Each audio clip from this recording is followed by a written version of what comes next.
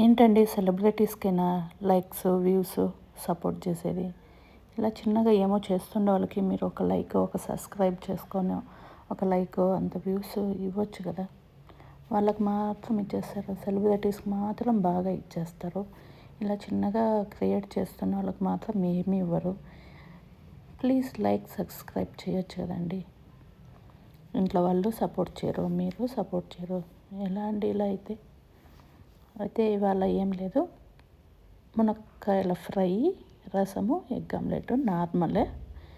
అదే మేము కొత్తగా ఏం చేయట్లేదు, బట్ చేసినట్వే ఎఫర్ట్స్ పెట్టి చేస్తున్నాం కదా. మీరు దానికోసమన్నా ఒక లైక్ ఒక షేరు ఏమైనా చేయొచ్చు కదా. ఏమీ లేదు, ఎవరి స్టైల్లో వాళ్ళు చేస్తున్నారు. మేము ఇంట్లో ఖాళీగా ఉండలేక చేస్తున్నాము. మీరేమన్నా ఒక లైక్ ఒక సబ్స్క్రైబ్ చేసుకుంటే ఏమవుతుందండి. సరే కానీ మనం ఇవాళ ఏం చేస్తున్నామంటే మునక్కాయల ఫ్రై.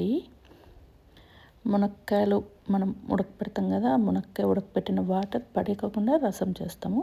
అయితే రసం చేస్తుంది చూపించట్లేదు, ఎందుకంటే నాకు ఎవరు చూడట్లేదు, లైక్ చేయట్లేదు, సబ్స్క్రైబ్ చేసుకోవట్లేదు. అందుకనేసి రసం చేస్తున్నది చూపించట్లేదు.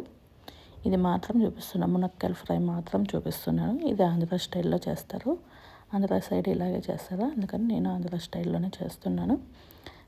దీనికి కావాల్సింది పోపు దినుసులు వేసుకోవాలి.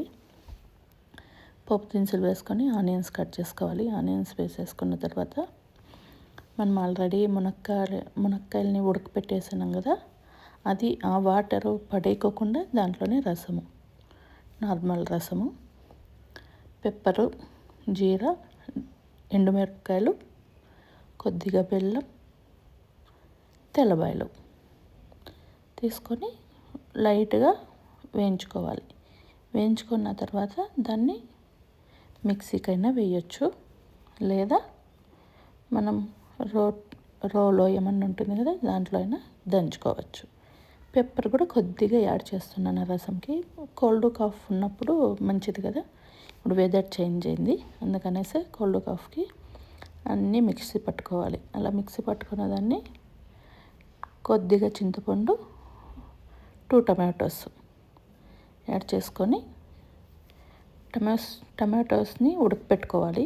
ఉడకపెట్టేసుకొని దాన్ని, లేదన్నా టమాటో ఉడకపెట్టాల్సిన అవసరం లేదు అన్నా కూడా దాన్ని మనము నార్మల్గా చేతిలోనే స్మాష్ చేసుకోవచ్చు. స్మాష్ చేసుకొని చేతిలోనే పచ్చిగా అయినా చేసుకోవచ్చు, లేదా ఉడకపెట్టైనా చేసుకోవచ్చు. స్మాష్ చేసుకొని దాన్ని రసం అంతా తీసేసి తిరువాత వేసుకుంటే మనకి అది రసం అనేది రెడీ అయిపోతుంది.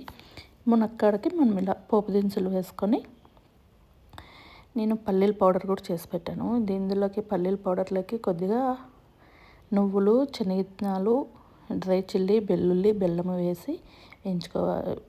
వెల్లుల్లి బెల్లం అనేది లాస్ట్లో, తెల్లబాయలు బెల్లము లాస్ట్లో వేసుకోవాలి. నువ్వులు, డ్రై చిల్లీ, శనగిత్తనాలు ముందుగానే వేయించి పెట్టుకోవాలి. వేయించి పెట్టేసుకున్న తర్వాత దాన్ని అంతా మిక్సీ పట్టుకోవాలి. మిక్సీ పట్టేసుకున్న తర్వాత మనం ఆల్రెడీ మునక్కాయలు ఉడకపెట్టుకున్నాం కదా, ఉడకపెట్టుకున్న మునక్కాయలని దాని వాటర్తో రసం చేసేసి ఇలా పోపు దినుసులు అంతా వేసుకొని ఆనియన్స్ కొద్దిగా మగ్గినాక మనము ఆల్రెడీ ఉడకపెట్టుకున్న మునక్కాయలు వేసేసి ఇందులోకి పల్లీల పౌడర్ యాడ్ చేసుకోవాలి. ఇలా యాడ్ చేసుకున్న తర్వాత కొద్దిసేపు వదిలేయాలి. లాస్ట్లో కొరియండర్ గార్నిష్ చేసుకోవాలి. నా దగ్గర లేదు అందుకే వేయలేదు. మళ్ళీ ఆమ్లెట్, డబుల్ ఎగ్ ఆమ్లెట్, రసం, రైస్,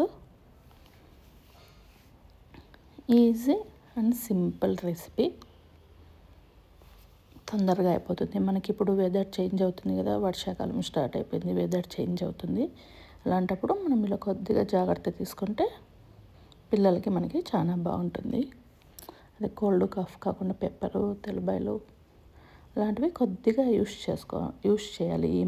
ఈ వెదర్లో అట్లీస్ట్ కొద్దిగా అన్న యూస్ చేసుకోవాలి. అప్పుడే మనము కొంచెం కోల్డ్ కాఫ్కి దూరంగా ఉంటాము. ఇందులోకి ఆనియన్స్, గ్రీన్ చిల్లీ, కొరియండర్ వేస్తారు. మాకు ప్లెయిన్గానే ఇష్టము అనేసి, పిల్లలు ప్లెయిన్గానే తింటారనేసి ఇలా ఆమ్లెట్లు కొట్టేసి దానిపైన కొద్దిగా సాల్ట్, కొద్దిగా చిల్లీ పౌడర్, మీకు స్పైసీ తగ్గట్టుగా మీరు వేసుకోండి. స్పైసీ పిల్లలు ఇంత తింటారు అనేసి కొద్దిగా వేసాను. అంతే, ఈజీ అండ్ సింపుల్ రెసిపీ ఈ వెదర్కి, వర్షాకాలం కాబట్టి. Please like